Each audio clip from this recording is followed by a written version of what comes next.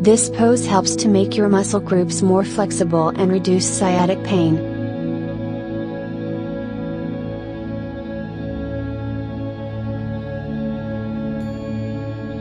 Start on all fours with your knees under your butt and your hands under your shoulders.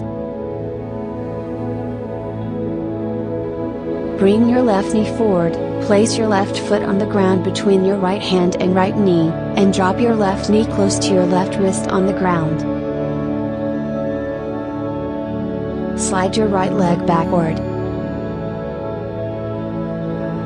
Put your forearms on the ground in front of your leg, with your fingers apart and your palms facing each other.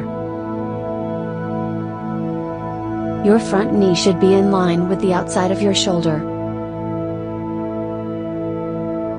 You should not feel any discomfort.